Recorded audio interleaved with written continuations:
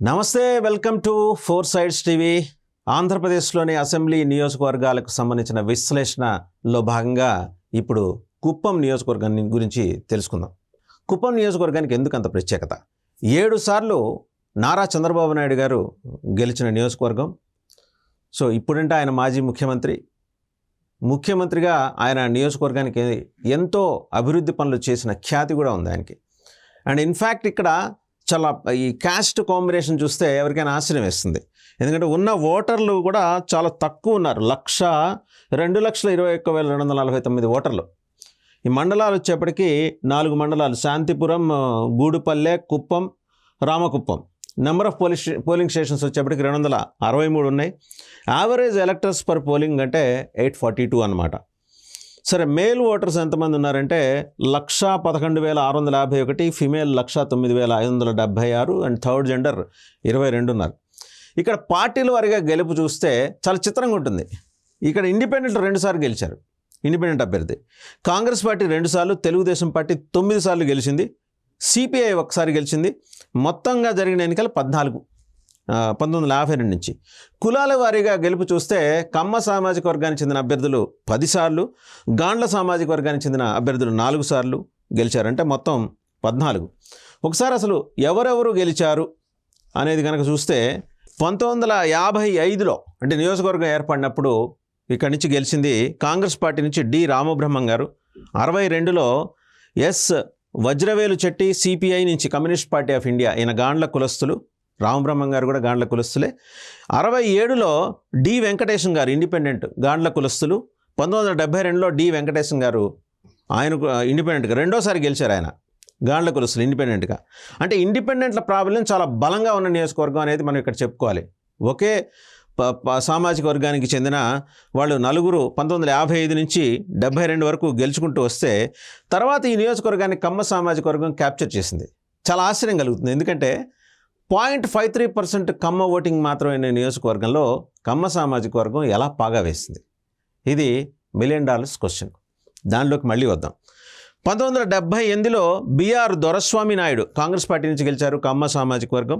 అలాగే 1983లో నందిగం రామస్వామి నాయుడు గారు తెలుగుదేశం పార్టీ పెట్టిన తర్వాత, ఆవిర్భవించిన తర్వాత ఆయన అక్కడి నుంచి కంటెస్ట్ చేశారు, కమ్మ సామాజిక వర్గం నుంచి తెలుగుదేశం నుంచి గెలిచారు.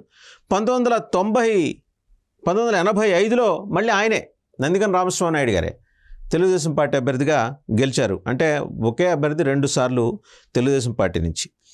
ఇక 1989 నుంచి 94, 99, 2004, 2009, 2014, 2019 చూసుకోండి. 7 టైమ్స్ నారా చంద్రబాబు నాయుడు గారు ఇక్కడి నుంచి గెలిచి రికార్డు సృష్టించారు.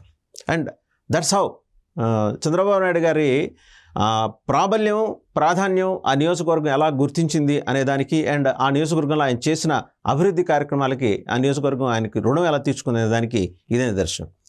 అంటే ఒక ముఖ్యమంత్రిగా తాను ఎంచుకున్న నియోజకవర్గం నుంచి గెలవటమే కాకుండా ఆ నియోజకవర్గం అభివృద్ధి మీద ఆయన పెట్టిన దృష్టి, అందరినీ కలుపుకుని వెళ్ళే తత్వం అక్కడి వరకు వచ్చేప్పటికి, నేను రాష్ట్రం మొత్తం గురించి మాట్లాడట్లేదు, అక్కడి వరకు వచ్చేప్పటికి ఆ నియోజకవర్గంలో అన్ని కులాలని, అన్ని సామాజిక వర్గాలని కలుపుకుని వెళ్ళగల ధీరోదాత్తత చంద్రబాబు నాయుడు గారికి ఉంది.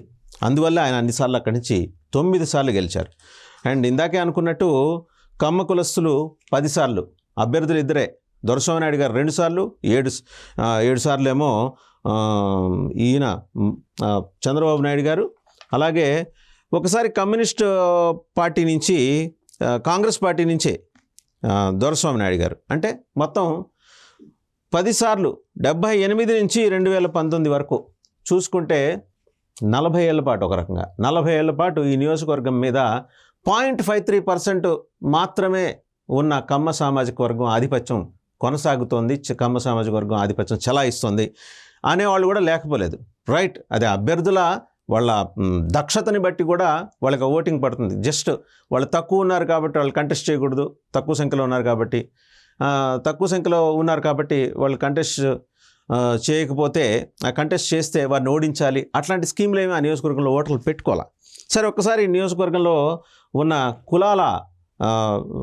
కులపరంగా ఉన్న ఓటింగ్ శాతం ఎంత ఉందో చూస్తే వన్నె కాపు పల్లెరెడ్డి అంటారు 25.9%. వీళ్ళు చాలా ప్రాధాన్యం అనమాట. అక్కడ ఎక్కువగా తమిళనాడు నుంచి వచ్చి స్థిరపడ్డారు వీరు. మాల సామాజిక వర్గం 12.19%, కురుమ 7.79%, తెలగ కాపు బలిజ 7.60 ఉన్నారు, ముస్లిం 5.69%, బోయా వాల్మీకి 5.49% ఉన్నారు. అలాగే గాండ్ల కులస్తులు 4.64% ఉన్నారు. ఇక్కడ వీళ్ళ గురించి కూడా చెప్పాలి. నియోజకవర్గం ఏర్పడినప్పటి నుంచి పార్టీలు వేరైనా సరే గాండ్ల కులస్తులు 4 సార్లు గెలిచారు. ఒకసారి కాంగ్రెస్, ఒకసారి కమ్యూనిస్ట్, అండ్ 2 సార్లు ఇండిపెండెంట్గా. సో తక్కువ పర్సెంట్ ఉన్నా కూడా 4% ఉన్నా కూడా. సో ఈ నియోజకవర్గంలో కులాలని పట్టించుకోరు అంటానికి ఇది ఒక ఉదాహరణగా మనం చెప్పొచ్చు. ఇంకా రెడ్డి కులస్తులు 4.44% ఉన్నారు, వడ్డెర 4.11 ఉన్నారు, ముదలియార్ 2.69%. ఇది తమిళనాడు నుంచి వచ్చి దిగుమతైన కమ్యూనిటీ. ఓటింగ్ సమయానికి వాళ్ళు అక్కడ వచ్చి ఓట్లేసి మళ్ళీ తమిళనాడు వెళ్ళిపోతారని చెప్పి ఒక ప్రచారం ఉంది. అందుకని కుప్పంలో దొంగ ఓట్లని బాగా కనిపెట్టే ప్రయత్నం అయితే ఈసారి ప్రభుత్వం చేసింది. ఇక మాదిగ కులస్తులు 2.04%, ముదిరాజ్ శెస్త 1.95%, అండ్ ఆర్చి అలాగే అచ్రి వి బ్రాహ్మిన్ కంసాలి 1.64%, ఇంకా దరారి జంగమ దేవర 1.63%, రజకులు 1.63%, సుగాలి ఎరుకుల లంబాడి నాయక్ 1.40%, వైశ్య 1.14% ఉన్నారు, బ్రాహ్మిన్ 1.10% ఉన్నారు, నాయి బ్రాహ్మిన్ 0.88 ఉన్నారు, యాదవ మందాడి గొల్ల యాదవ ఉపకులాలు వచ్చేప్పటికీ 0.88% ఉన్నారు, కుమ్మరి కొండ కుమ్మరి 0.72%, శెట్టి బలిజ గౌడ ఈదిగా 0.65%, అదర్స్ 0.54%, కమ్మ 5.53%, అండ్ యానాదులు 0.48%, రాజులు క్షత్రియులు 0.43%, దేవాంగులు పద్మశాలి 0.34%, క్రిస్టియన్ 0.3%, చాలా తక్కువ క్రిస్టియన్ మైనారిటీ, అండ్ గణిక పిల్లై తమిళనాడు నుంచి దిగుమతైన కమ్యూనిటీ 0.29%, లింగాయస్ 0.27%, ఎరుకల 0.25%, గవరలు 0.11%. చాలా ఆశ్చర్యం. అనకాపల్లి, విశాఖపట్నం జిల్లా అనకాపల్లి ప్రాంతంలో ఉంటారు. మళ్ళీ ఇక్కడే మనం చూస్తున్నాం, వాళ్ళు 0.11% ఉన్నారు. మత్స్యకారులు 0.11%, వెలమ 0.06%. ఈ కులం చాలా అరుదు ఇక్కడ ఉండటం. జనరల్గా అక్కడ విజయనగరం జిల్లాలో ఉంటారు. 0.06%. ఇంకా పింజరి దొమ్మర కులస్తులు 0.05%, ఎకిల ఎల్లాకుల 0.05% ఉన్నారు. సో ఈ నియోజకవర్గానికి సంబంధించి గనక చూస్తే మనం చాలా డిఫరెంట్ కాంబినేషన్, దగ్గర 20-25 కులాలు ఉన్నాయి. చిన్న నియోజకవర్గం. ఎంత ఓటింగ్ వచ్చేప్పటికీ మనం చూసాం ఇందాక 2,21,249 మంది ఓటర్లు. చిన్న నియోజకవర్గం అనమాట. ఈ నియోజకవర్గంలో 25 కులాల పైగా ఉంటే అందులో 0.53% ఉన్న కమ్మ సామాజిక వర్గానికి చెందిన అభ్యర్థులు 10 సార్లు గెలిచారు. అంటే that's how they manage the things. ఎన్నికల ఎత్తుగడలు ఏంటనేది ఆ సామాజిక వర్గానికి తెలిసినంతగా మిగిలిన వారికి తెలియదని. రెండోది యాక్సెప్టెన్స్ ఆఫ్ ది ఓటర్స్. ఉత్తినే ఏదో ఎత్తుగడలతో గెలిచేశారని కాదు, ఎంత యాక్సెప్టెన్స్ ఉంది అనేది వాళ్ళకి.